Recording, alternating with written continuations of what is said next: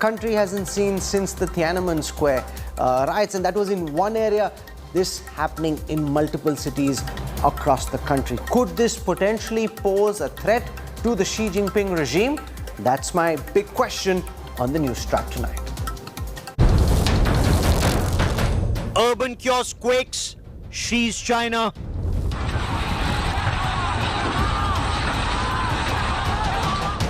"12 viral videos of Chinese mayhem.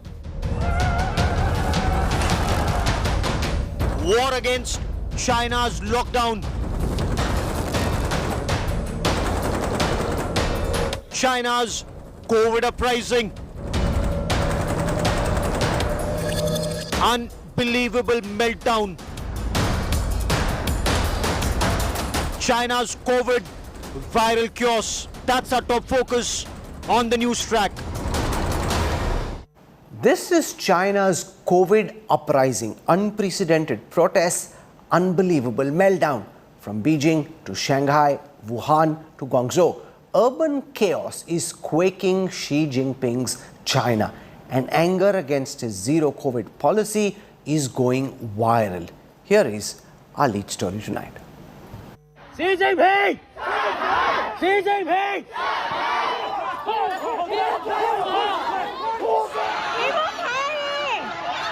Candles, phone lights, blank sheets.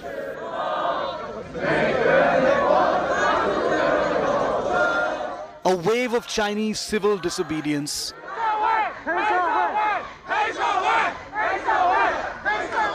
Probably the most extraordinary surge of defiance since the Tiananmen Square protests of 1989.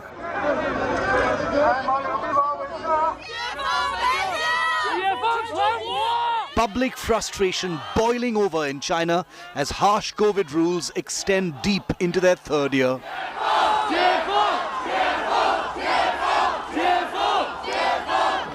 Rumbling for about 5 months at isolated locations, protests against China's zero COVID policy have escalated since October the 13th.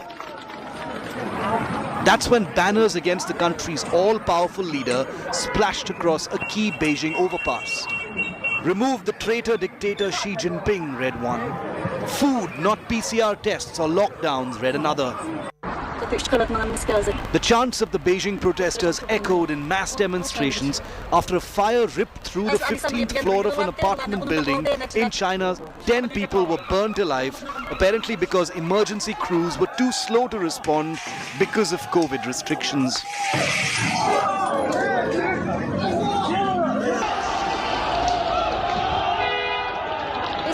I think first is because of the Xi Jinping, the president. We should end his dictatorship. This is why many people died of him. So, but now it's a good news. Is many people getting to realize the president is illegal. For the rest of the world, it's a journey back to normal life, unmasked and hopefully more routine. For the Chinese, though, it's a life cloistered in stringent lockdowns, even if it's just a handful of cases. The government defends its brute force quarantines, restrictions and digital tracking.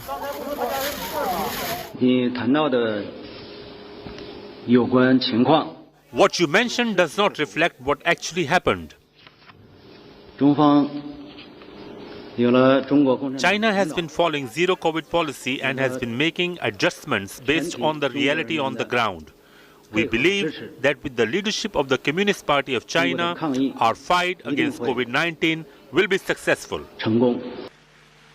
Last month, China tilted towards a one-man rule as Xi Jinping was confirmed the country's leader for a precedent-breaking third term as the head of the ruling Communist Party. The increasing tumult over his government's COVID strategy in particular and censorship on dissent in general could be a political headache for Xi. It is very different, still very different from 1989, because in 1989, when students are protesting, that there's clear sign that the party leadership is divided. In absolute control, we don't see any sign that some other party leaders are trying to take advantage of this to challenge Xi. Without the clear signal of party leaders, the divisions, then I would expect this kind of protest might not last very long. Broader political demands for real democratic change may be too distant to realize in an authoritarian system like China's.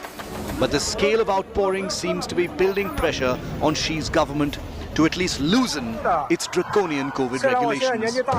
With Ankit Kumar, Bureau Report, India Today.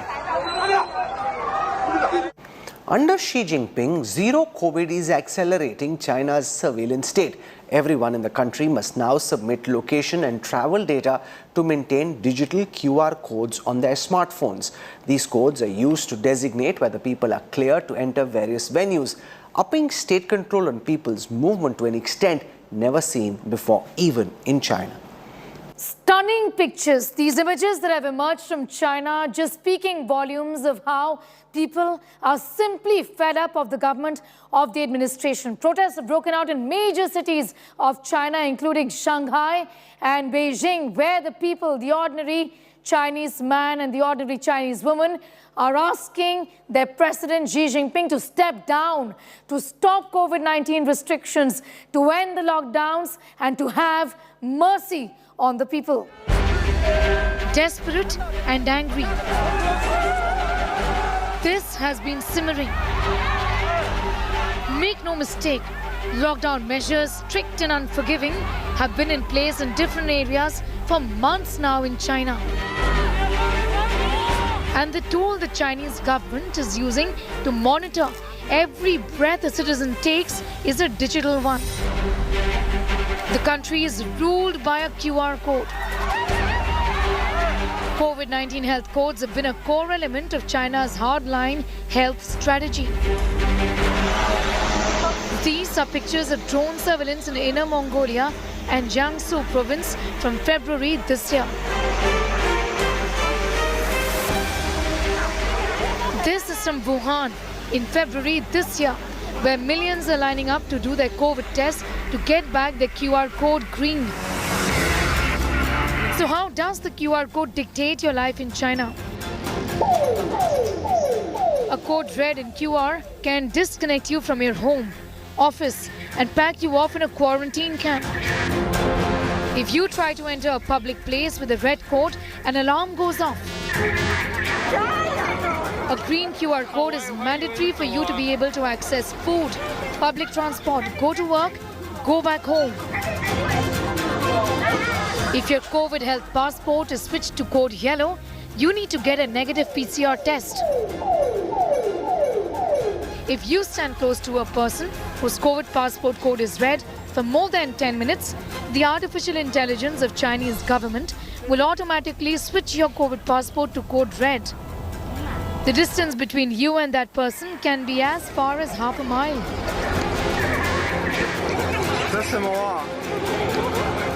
And if your COVID health passport is switched to code yellow, you need to get a negative PCR test to get your green pass back. And that's why you witness these scenes often in China, where people escape a public place where just one person's QR code is red. It is clear that the Chinese government is using health codes to not just monitor health of its users, but also collect sensitive health data. Perhaps even ensure a more brutal clampdown on people who are out on the streets protesting, given that the government can turn the code red and cut off the voices of dissent as it wishes. In New Delhi, Sneha Mordani for India Today. It's the fear of quarantine camps, not COVID-19 per se, that is shutting China down. The city of Guangzhou is setting up makeshift hospitals and quarantine sites which can accommodate up to 2.5 lakh people. But those locked up here are treated in the most inhuman manner.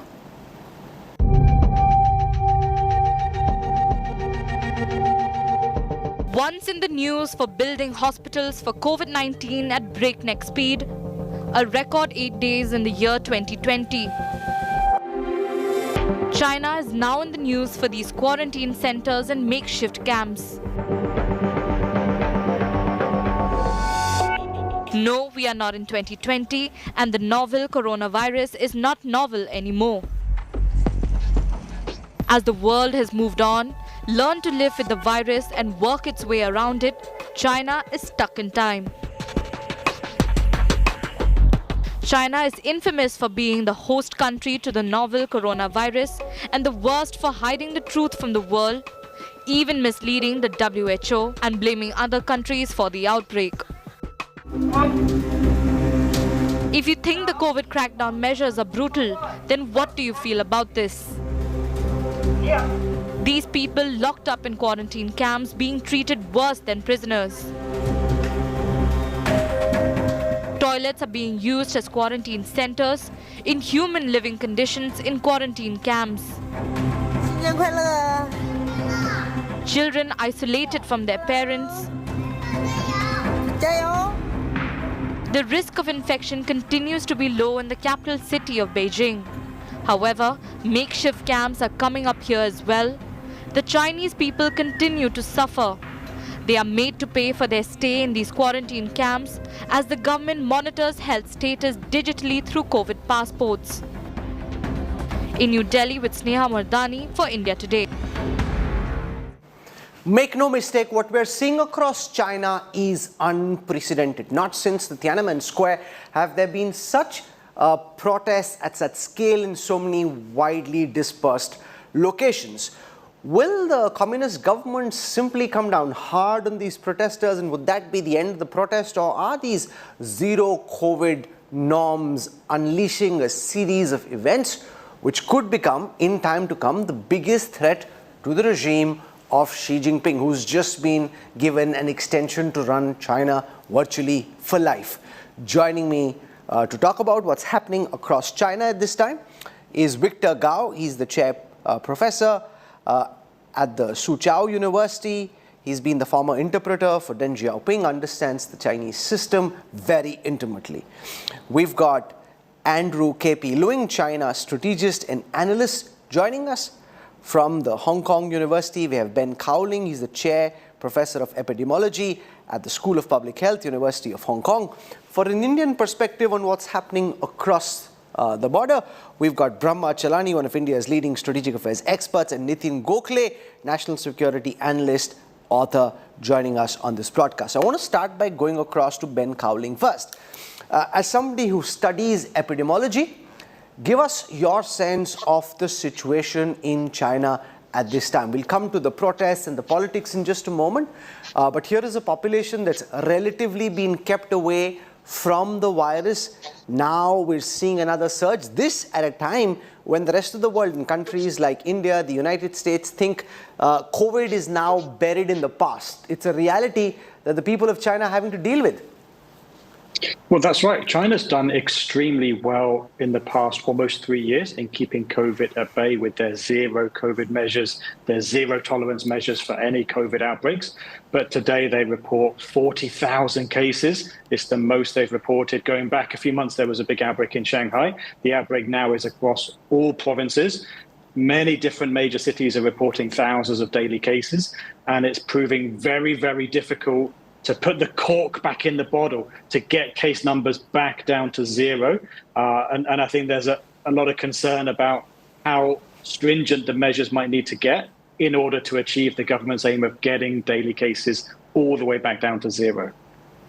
How do you see the virus progress, given what you know of the efficacy of the Chinese vaccination system, the reluctance, especially of the elderly, to get vaccinated, the manner in which the virus is spreading at this time, and the relative immunity the Chinese people have had so far, because the virus hasn't spread in China in the way that it did in countries like the US, Europe, and in India?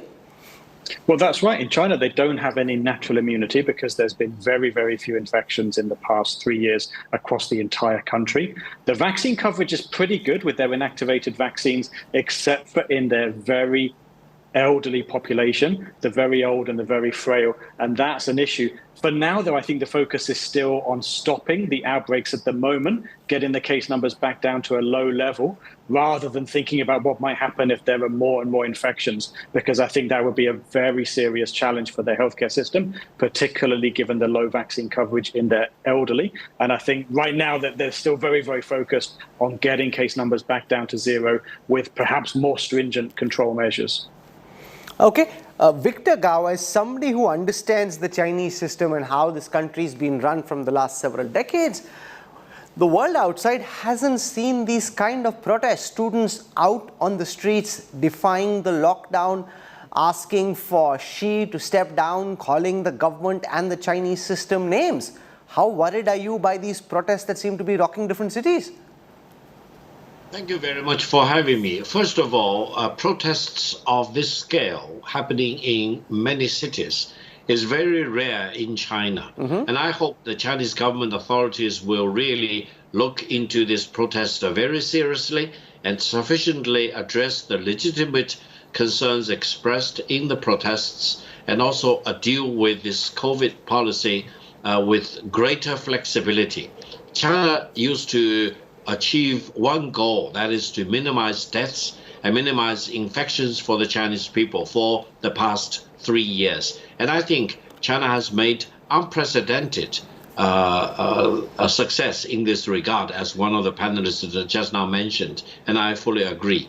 On the other hand, we also need to achieve another goal from now on, that is to bring life to normalcy and bring economic life and exchange between China and the rest of the world more or less back to normalcy. Now, how to transit from the former paradigm to the new paradigm is a challenge. And I think this transitional period involves a lot of uncertainty, a lot of risks. And I think China needs to really deal with this transition, on the one hand, very quickly, on the other hand, very prudently.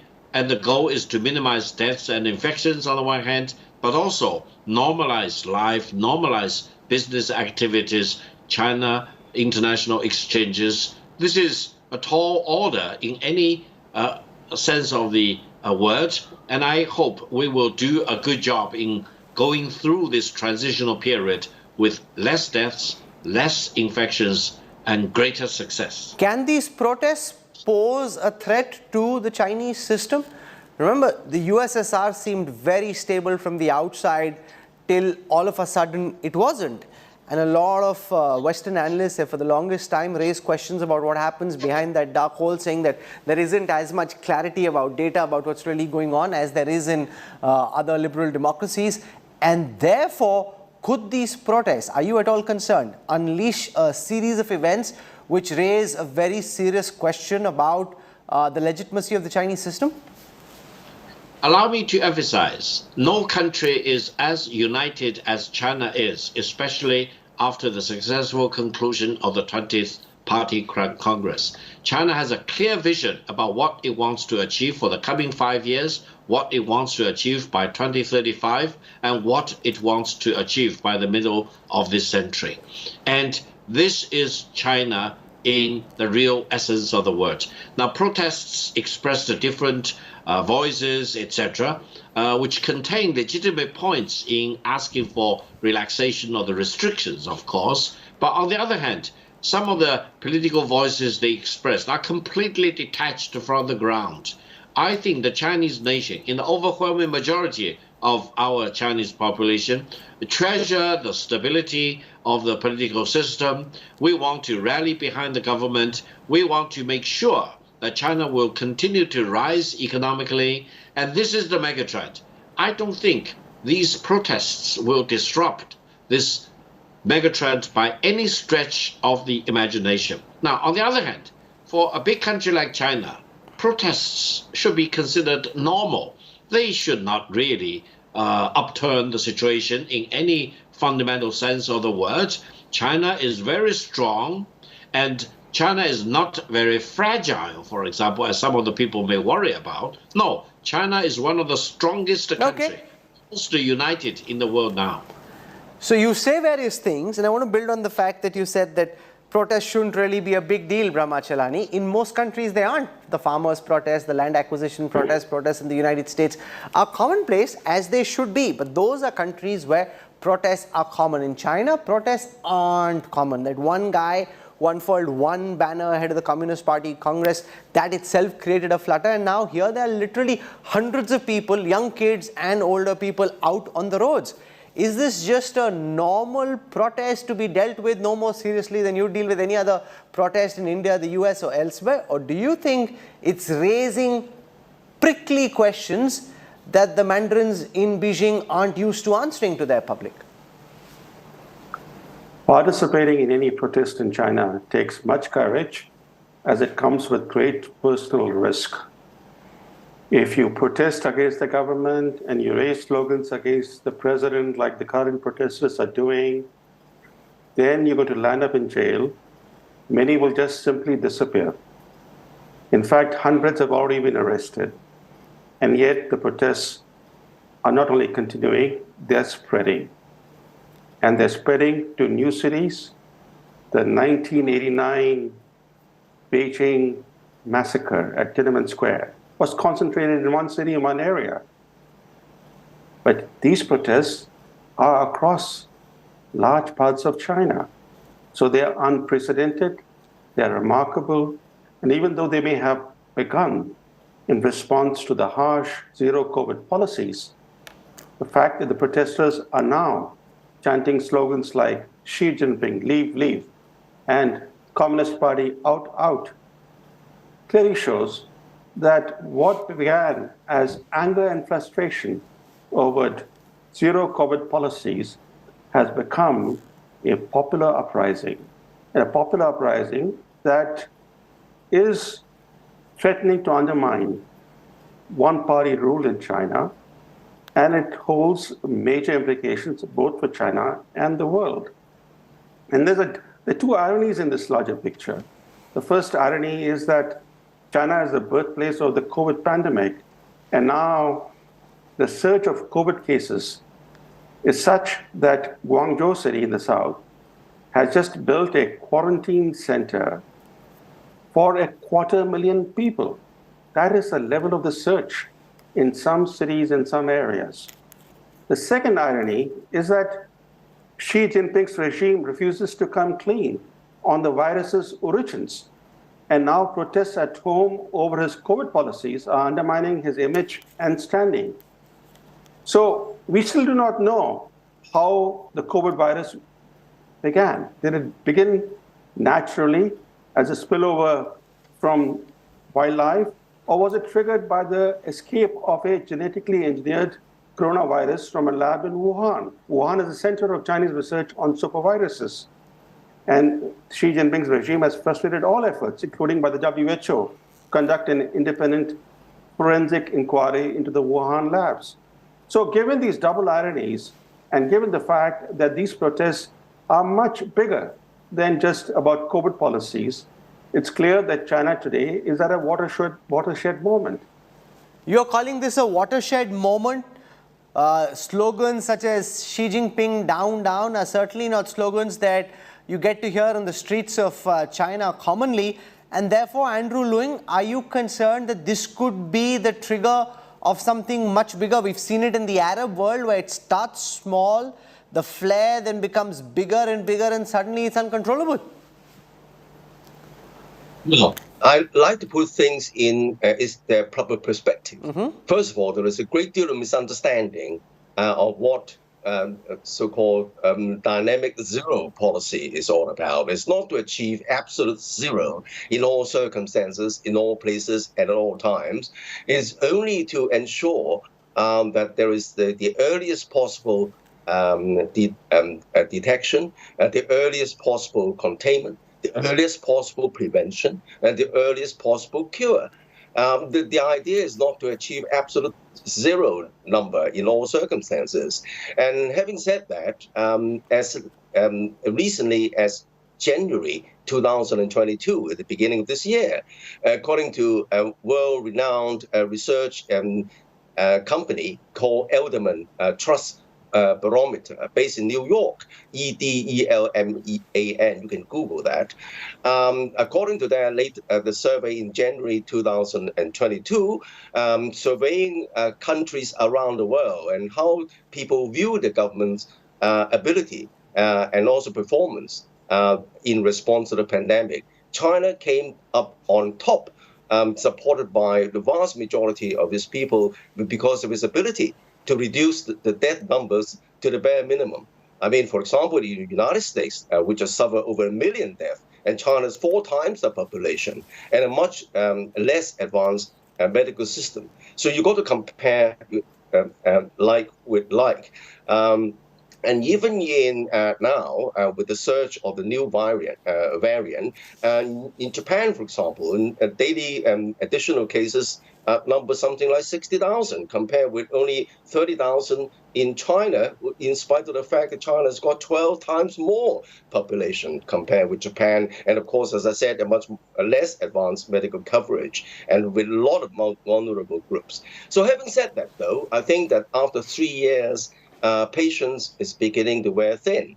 And of course, the young people in the various universities, they're now taking to the streets, and they seem to be spreading across the country. And then not only are they protesting against the lockdown, there are provocative slogans and also displaying white paper as a sign of protest, and banners and so on and so forth, and even calling the government to step down, and even President Xi himself. So I think that this is a worrying trend, and because they are reminiscent of what appear to be color revolutions elsewhere. In fact, do you think it could become that? That's the question I'm asking you. All these revolutions that we saw in the Arab world, which started out with matters not directly political, but became about something political, consumed the ruler of the day. There, at least from the outside, it seems there has been a build-up for some time. Is this literally where that outburst comes out into full public view? No, I think that these kind of protests have a tendency to morph into something else. Speaking from Hong Kong, which I experienced the various protests before, I mean, they started off with something quite mundane, and then eventually evolved. And that's also what happened in the so-called color revolutions elsewhere. So I think the Beijing is likely to address this very seriously. But having said that, even a couple of months ago, Beijing has already introduced a special, more flexible mandate to the various provinces and cities, because not all cities are alike. Most of the Chinese population are concentrated in the big cities and in the coastal areas, and then a lot of vulnerable groups, the elderly. The vaccination rate is extremely low, something like only 40%. So I think that there is more flexibility given to the various provinces, and I think with the development of the pandemic becoming like an endemic, China is likely to wind down some of the restrictions. And even according to the recent estimate by Goldman Sachs, the restrictions are likely to be wound down in the beginning of next year, in the first part of next year, perhaps after the 2 sessions.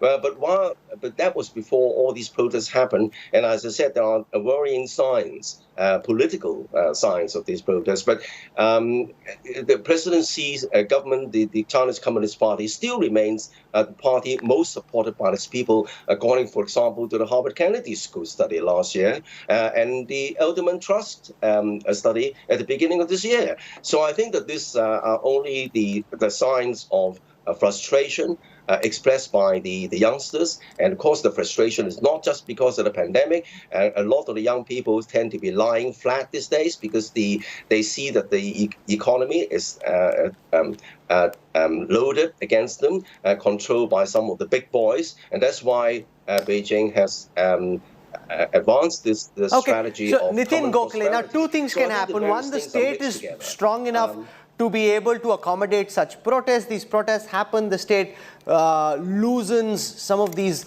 restrictions.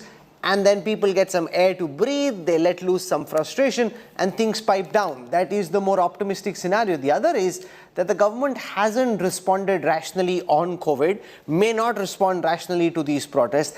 They aren't used to people coming out in the protests and saying things like "Xi down, down," and this could potentially become something much bigger, which again is something India would have to look at carefully, the Modi government would have to look at carefully, because it's happening right across our border.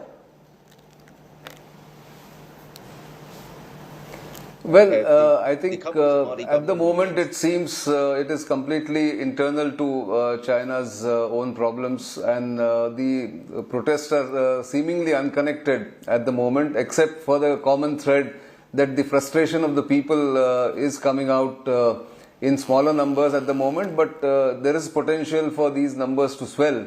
And this is unprecedented. This photograph, some photographs and some video footage that is coming out from there has not been seen in China for a generation now, or more, in 33 years after Tiananmen. And I think that is something that the Chinese authorities are not very familiar with, either the law enforcement authorities or the political leadership. And that's going to be a challenge, because I've always maintained that the Chinese are very good at set pieces. Since the Football World Cup is going on, let me give you an analogy, that they're good at taking penalty kicks or free kicks. But the moment the opponents start dribbling the ball, the authorities are at a loss how to deal or tackle these kind of tactics. Now that's where I think their greatest fear has been of the Chinese authorities, that the internal turmoil and the internal disturbances scare them the most. I recall an incident with a senior official in Tiananmen Square, in fact in 2009, when I asked why such a suffocating security detail here for the 60th anniversary of the founding of the People's Republic.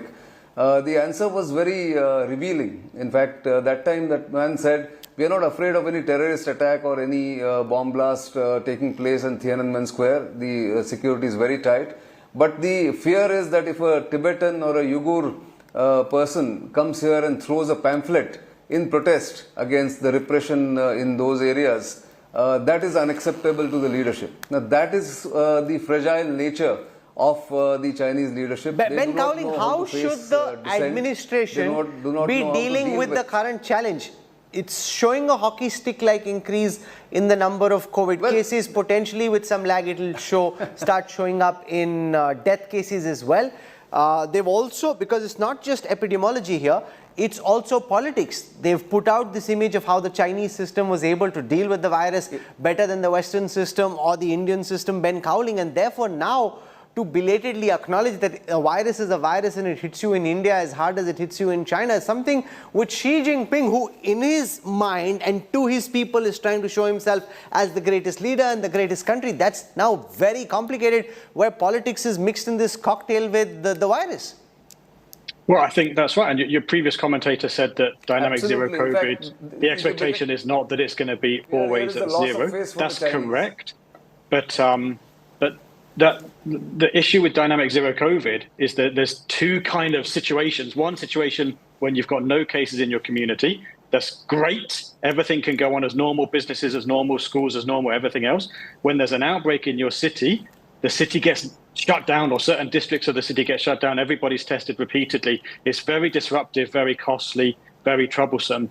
And a year ago, most of the country was at zero most of the time. But now, November 2022, unfortunately, most of the country has cases. Most cities are dealing with outbreaks, and there's a great economic cost to that, great social disruption to that. And I think that's where all the concerns are coming from. The dynamic zero COVID now is not working as well as it was working a year ago. And the question's what to do next. But there's no option for having a limited amount of COVID and not too many deaths and not too much societal disruption. Unfortunately, there are really only two ways that this is going to go.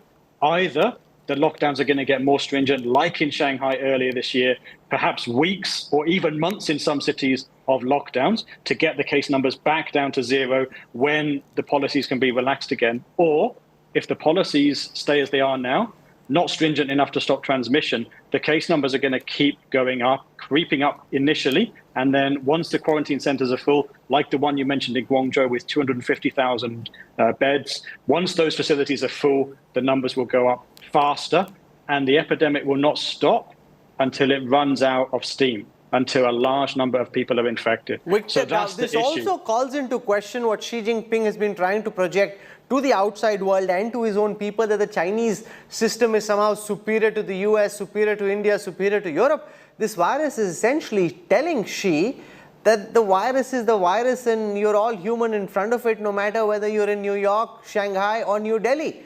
And now he's in a tricky situation. What is he more likely to do? Clamp down on these protests further, like they attempted in Shanghai to take the case count down to 0, or eat some humble pie, let the virus run, acknowledge the fact that you made a mistake and that what you were saying for 3 years wasn't true, but that could then mean a massive lowering of esteem for Xi Jinping. He's in a very tricky situation. Well, I don't think that it was a bad strategy. Error was in imagining that the strategy can be sustained in the long term without recognizing that viruses change. And unfortunately, COVID has changed. A year ago, before Omicron came to around the world, zero COVID was working pretty well. But the advent of Omicron, and particularly the latest versions of Omicron, it makes zero COVID very, very tough to sustain. And I think that that's the issue, that there wasn't a recognition that the virus could change. There was maybe some hubris in thinking that the government can always stop COVID, can always use all of these excellent measures and the infrastructure and so on. And unfortunately, right now, with case numbers increasing across China, it seems like it's going to be a big challenge to get case numbers back down to zero. Now, what's Xi Jinping likely to do? Clamp down harder and further, or accept that he made a mistake and ease up on these zero COVID norms, even if it leads to a bigger surge in the number of COVID cases? In all honesty, if you look at the protests and the Chinese government's response to this pandemic, I think there is only one enemy, and the enemy is the virus. So we need to be more scientific in understanding better this virus, its variants, and the different threats it poses for different, age groups. But this is what the rest of the world has been saying for the longest time. I hate to say I told you so, but the rest of the world's been saying you have no option but to let the virus run through the community. That's how community immunity gets built. And ultimately, that's the only thing that can save you. Every doctor in India was saying the same thing. Allow me to emphasize one thing. Yes, sir. The rest of the world has already fully embraced the herd immunity on the condition that lots of people die and get massive amounts of infections. China doesn't want to acknowledge this is the only thing going forward. China up to today is doing whatever it can to refuse to accept herd immunity. China's policy is very different from any other country in the world, and philosophically speaking, I would say every country has its sovereign right to decide what they want to do in dealing with the pandemic. And China's policy up to today is the most successful policy by any stretch of the imagination. If you look at how many lives which have been saved, how many potential infections have been prevented. Now, we do not need to go into details. If you can single out any country in the world which has done what China has been doing in saving lives, preventing massive amount of infections, come on with your numbers. No one can match what China has achieved, and this is truly a miracle in mankind's history in dealing with the pandemic. Now, you talked about the herd immunity. Allow me to mention, China does not want to accept herd immunity. Up to today, China still is fine-tuning its dynamic zero policy in order to achieve two goals, that is, minimum infection, minimum deaths on the one hand, then less and less disruptions of daily life and economic activities. We believe we can achieve these goals in due course. For the protesters, allow me to remind all the protesters in China, they need to care about their personal safety, which is legitimate. They also need to care about China's social stability.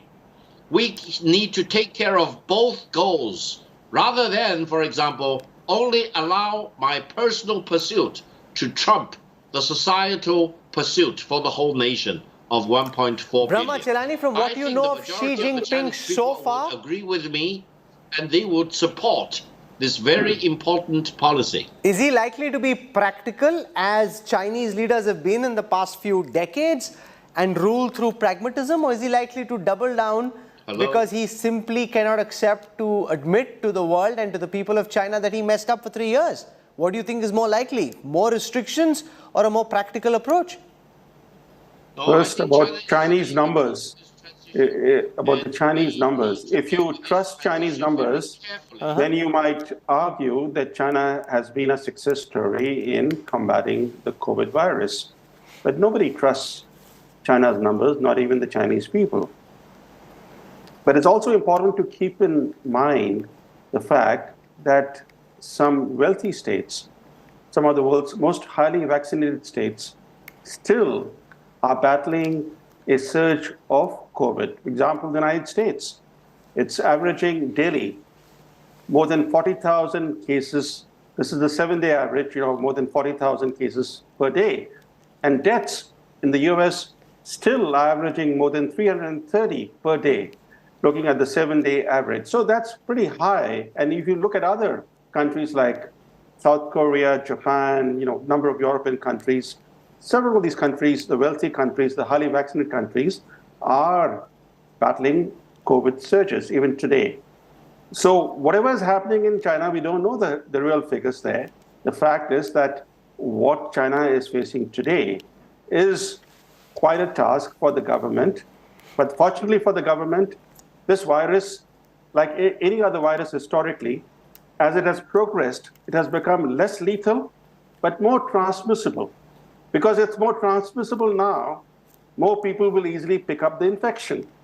So zero COVID policy in the current situation is just impractical. It can never succeed. And in fact, in response to the protests, Xi Jinping's regime is going to ease the zero COVID policy, but he will not do it immediately because he will lose face. No, but let's ask that question to Andrew Lewing, because one option is that Xi Jinping puts on his practical hat, says that people are frustrated, they're angry, they're out on the streets, the zero COVID policy is clearly not working, cases are going up, let's try and start easing some of these restrictions. The other is, if I were to do that, then the world would say I was wrong, and therefore there is no option but to double down. And therefore, like in Shanghai, elsewhere too, the restrictions become even more draconian, which could potentially make people even more furious. Which of the two is more likely in your view? You're asking me? Yes, sir, I am, Andrew. Okay, thank you. Well, as I said, China's COVID strategy has proved to be extremely successful, according to the New York-based Elderman Trust barometer, in comparison with all countries in the world. And there's a great deal of support from the Chinese people. But as I said, it's been 3 years and people's patience is beginning to wear thin. So it's not just a question of China having made any mistake in pushing the so-called zero COVID policy. As I pointed out right at the beginning, there's so much of misunderstanding about what zero COVID is all about. It's not achieve zero at all. It's a means to an end, not an end in itself. By promoting immediate, earliest possible prevention, detection, treatment, and cure. But this has been extremely successful. Look at the end results. But I think what's likely to happen is that already happening, as I said, China's already handed down a more flexible kind of mandate to the various provinces. And of course, the pandemic has been morphing, as with the rest of the world, into likely to become an endemic, even though with this new variants. So be that as it may, even with some temporary researchers, I think it's quite likely that there will be a more flexible approach and more explanation of what the policy is about. But of course, above all, containing and addressing some of these protests, because they are more into something political, and then something which a lot of the young students do not really understand, or being taken advantage of. Nitin Gokhale, the concern from India's perspective is very often in countries like China, to try and ensure that things domestically stay strong, they create an external national security worry that, okay, India is the enemy or there's some problem there. So very often this is being done to deal with your internal problems, create the spectre of an external enemy. Is that something India would need to look out for in your perspective, given the fact that the PLA is deployed as aggressively as it is across the LAC? Well, certainly that cannot be ruled out depending on what is the intensity of the protest internally. Remember, the Chinese leaders fear the most of the time is the loss of face. And here, if he admits now, and if it is proven that the virus wasn't, the antivirus vaccine wasn't effective, and neither were the measures to do zero COVID policy, then certainly to divert attention and to unify people, to try and attempt to unify people, will also be one of the factors in the calculation, which will be either Taiwan or India as the target. And certainly with 2.5 years of tension with India and the border incidents that are happening, or the massing of the troops on the border along the line of actual control, both in Ladakh and Arunachal Pradesh, gives that option to Xi Jinping. But I think that would be the second step. First, I think there will be a hard crackdown on the people, and if that doesn't succeed, then maybe diversion will be attempted, either by launching some kind of an aggressive action against India or Taiwan. That is what I sort of look ahead and think. The harsh reality is, for a virus, a human is a human. He's not Chinese, not American, he's not European, he's not Indian. And the virus attacks everybody's body equally, as the good doctor would tell us. Xi Jinping somehow tried to make it seem as if the Chinese system was dealing with the virus better in comparison with the rest of the world. These protests are raising very serious questions about those claims. Will he double down? Will he be practical? We will track that. But remember, as Nitin said, as these protests swell, the possibility of a national security diversion to get people's minds away from the virus is something that India would need to be awake to, as would Taiwan for that matter. I want to thank Andrew Lewing, Victor Gao, Ben Cowling, Nitin Gokhale and Brahmachalani for joining me on the Newstrack for this important conversation. Coming up on the other side of a quick break, sword-wielding men attempt to attack Aftab Poonawalla as he's taken out after his lie detector test. Details coming up on the other side.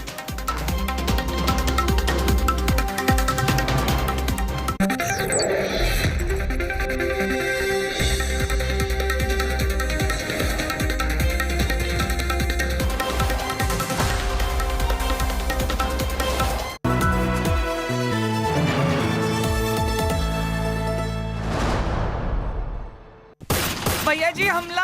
भैया जी 10 गोलियां ले ले। गोलियां नहीं रज्जा, गोली। पर बाहर तो 10 लोग हैं। 10 हो या पूरी बस, अब तो बस 1 है तो डन है। इसको कोई वॉच कराओ।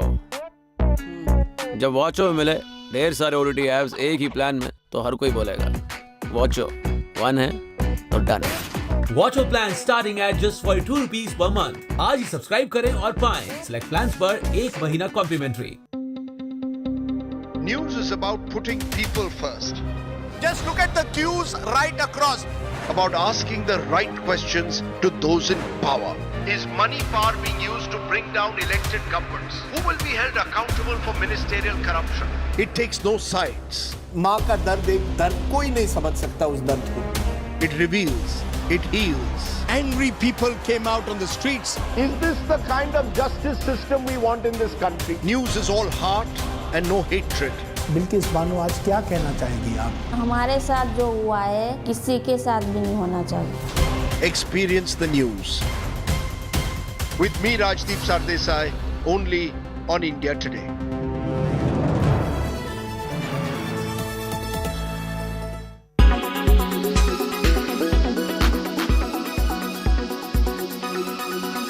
Different colors of Rahul Gandhi seen at Bharat Jodo Yatra. The Congress MP rode a bike during the Yatra as a gesture to animal lovers who were tailing his rally on the same bike with their dog, Marble. He was also seen walking his dog at the Yatra. People from different sections of society, including a differently abled man called Manohar, also joined the foot march. Rahul Gandhi was seen pushing his wheelchair to some distance too. Meanwhile, MP police have registered a case in connection with the purported video pertaining to pro-Pakistani slogans raised during Congress's Bharat Jodo Yatra. Bharat Jodo Yatra, led by Rahul Gandhi, reached Indore on Sunday on the 5th day of the Madhya Pradesh leg. हम तो भारत को जोड़ने के लिए आए हैं, जुदा करने के लिए नहीं। और भाजपा बस जुदा करने में ही लगी हुई है और इसलिए इस यात्रा की अहमियत अब आधा देश में तो हम देख चुके हैं और अब जो बाकी रहा उसके आगे बढ़ते बढ़ते ये भीड़ भी बढ़ती जाएगी और जो हमारा संदेश है वो भी फैलेगा।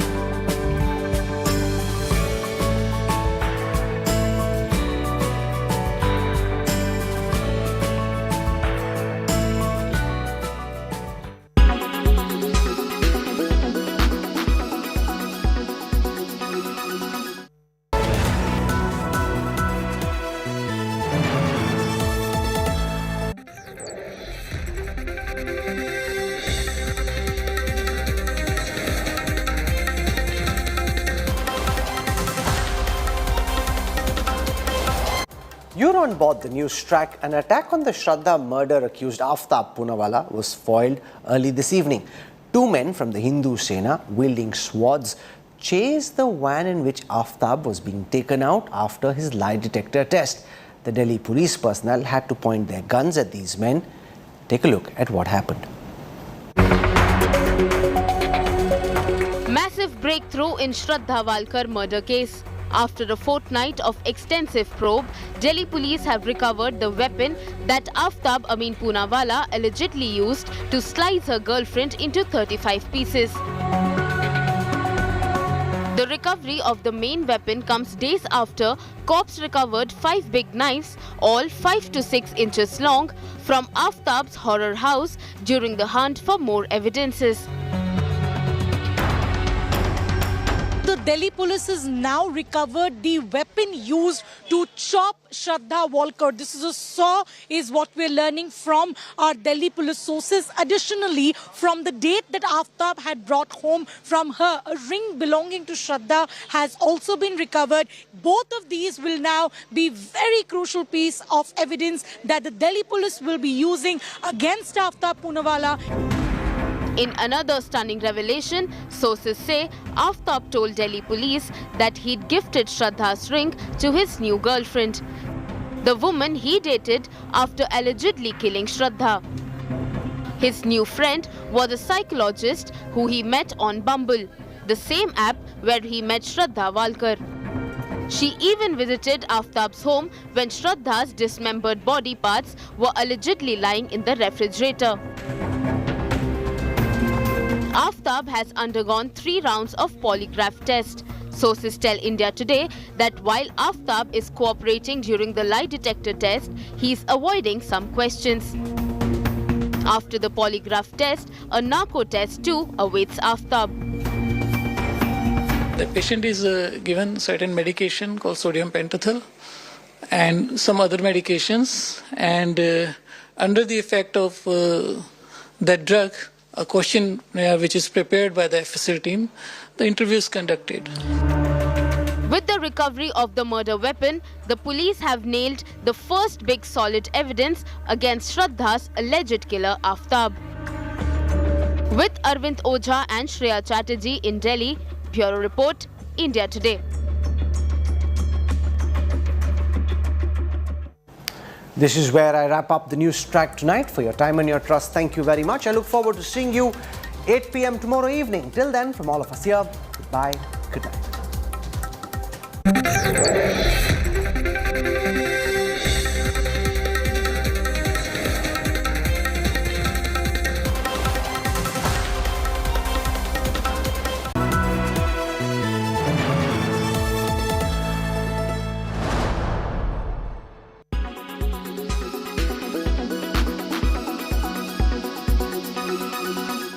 The Butcher of Delhi. Man behind most gruesome crime India has seen. The Shraddha murder accused is now an inmate of Delhi's Tihar jail. Aftab Amin Poonawala, accused of chopping Shraddha's body, is lodged in highly fortified jail number 4.